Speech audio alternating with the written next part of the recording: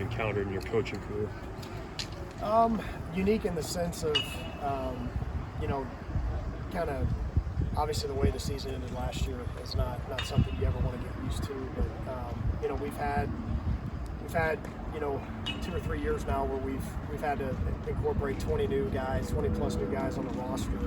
So one year went really well. Another year, we were a lot younger last year. I think that's the biggest difference, and I think that's kind of the theme we wanted to get more experience and a bit older in the off season. Just kind of early returns, just being around this group. A lot of guys a lot more comfortable in their own skin, just a little bit older. Got some JUCO transfers that have meshed really well, and so it'll be fun to kind of see the competition. With the way you had to put this roster together, I mean, a lot of guys didn't visit before they committed and enrolled. I mean, how's it kind of been getting to know this team so far? Yeah, and again, we had some of that too during the COVID year where we had the dead period where we met guys for the first time. So it was a little bit like that. But yeah, like I said, I mean, some of these guys we may have had a kind of a tie with, maybe previously at some other stops, some Texans, some guys that maybe we had a previous relationship with. But yeah, just kind of getting to know some of the guys and hearing their stories and again, maybe meeting them for the first time at the first day that they showed up was maybe a little bit different, but again, we've done it before during that dead period time. Do you foresee taking this many guys at the beginning of the summer? Yeah, we did. I mean, we knew we needed to. We weren't going to sit around and just kind of hope it got better. We were going to make sure that we tried to identify the guys that we needed to bring back that were, going to be the type of player we're looking for, and then guys coming in. We just need to ramp the competition level up and just make sure that there's no complacency where anybody feels like they've got a position safely in hand. That we need to make sure that we're ready to compete for it every day. What sort of qualities were you looking for this summer, when evaluating batters and in pitchers? Yeah, I mean, again, the experience piece was a big part of it. It's never good to be young in college baseball, but today's day and age with the portal and we still have some of the COVID exemption guys, like the average age is as high as it's ever been. So that was definitely a big piece of it, was the experience part. See heavy on the junior college transfer. My entire staff has spent time at junior college. Kind of see the value there. You get the experience, number one. You also get guys with a chip on their shoulder, and they typically mesh well with the way that we coach because they love the game, they love to play. If you don't love to play, junior college definitely is not the place for you. I know it's only first practice, but how is that? Those experienced guys that transferred in, how they already show? Yeah, I just think they don't. There's just no. Dipping their toe in, I guess. You're just a lot more comfortable when you're older. You're just more comfortable in your own skin. You don't maybe take yourself as seriously as you did, when you were 18 or 19 years old. And again, just being able to kind of be themselves, I think that's the biggest part. If you can be yourself and as a student athlete, you have a chance to have your talent shine through. And so far, so good. We just got started there.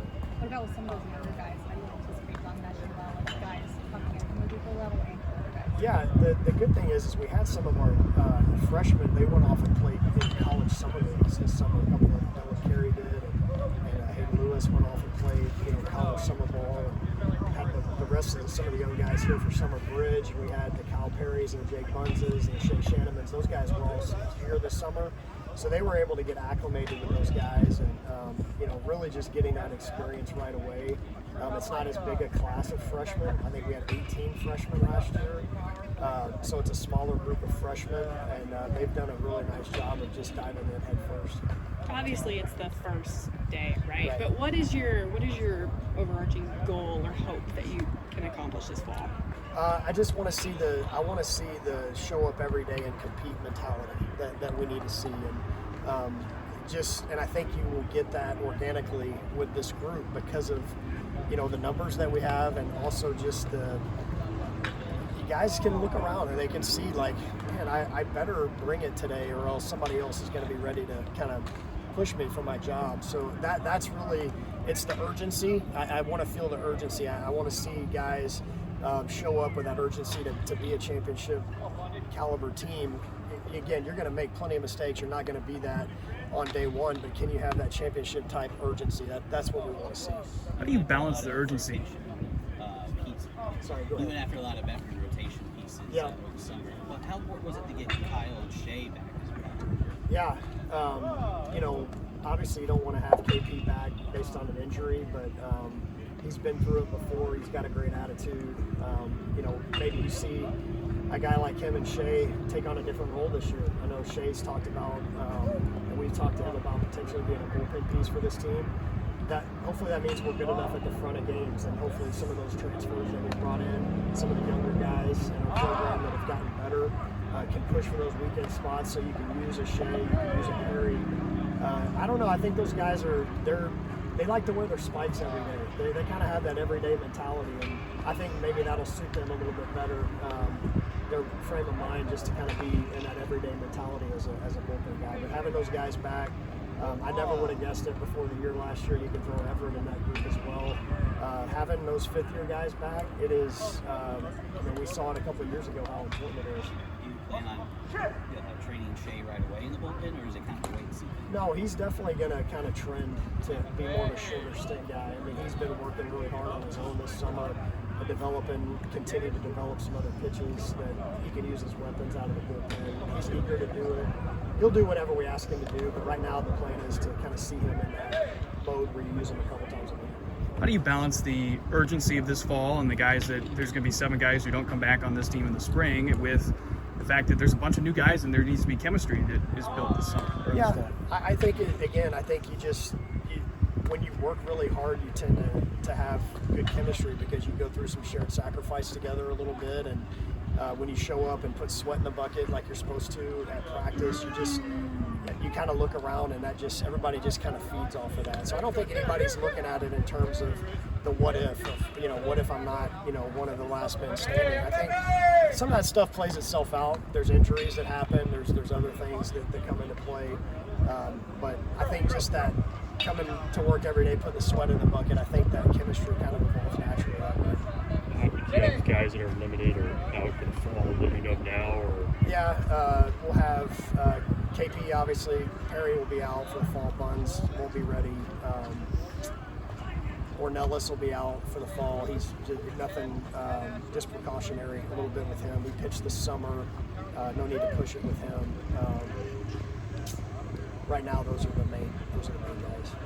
Do you have leadership in the locker room, coach, or is that developing in the fall? It's developing, and like I said, I mean, you've got a group of guys that I think there's 11 on the roster that won a championship a couple of years ago. They're all incredibly determined to get back to that level of play. Nobody wants to see, the kind of the level of play that we had last year at times, and so yeah, I mean, we got 3 of the 4 captains back. Guys that were captains last year doesn't mean they're going to be this year. But all those guys that have returned, their care factor is really, really high.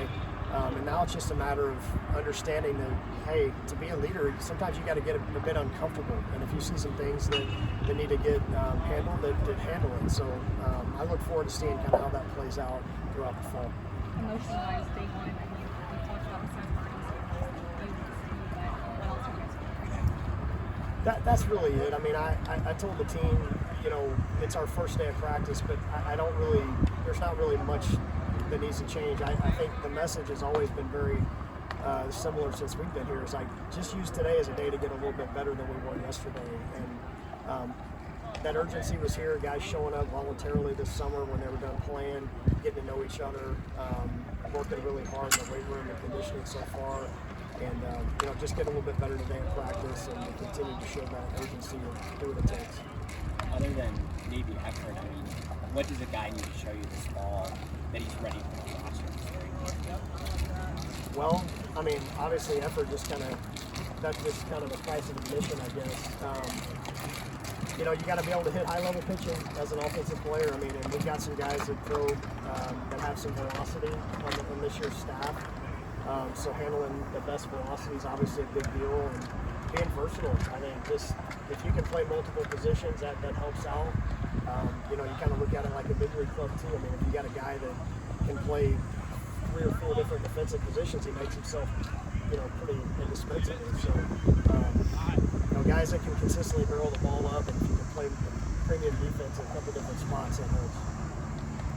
What was kind of the experience with the portal this summer like for you guys? It seemed like it was, at least around college baseball, kind of ramped up even more than maybe what it had been in the past. Yeah, like 4,000 names, I believe, in the portal. So I unfortunately haven't heard the statistics on, how many are still out there. You don't really get that feel looking at the portal today, but yeah, I mean it was like reading a ticker on the bottom of SportsCenter. I mean, it's just like guys' names were popping up. We're looking at their video. As soon as that happens, we're getting on the phone, we're making calls. Hey, do you know this guy? It was a whole nother beast, in and of itself. And we knew we needed to go to the portal to get some more experience. And I think that's just the way it goes now. I just think that you've got guys that have proven it in Division I, and it's just a lot easier to bet on that than it is, hoping a young guy's going to figure it out at times. So I think you got to have a balance of both. I definitely don't want to make a habit of, bringing in 15 portal guys a year. I don't think that's a right number, but I think you need to plug in some holes with some of those guys that have done it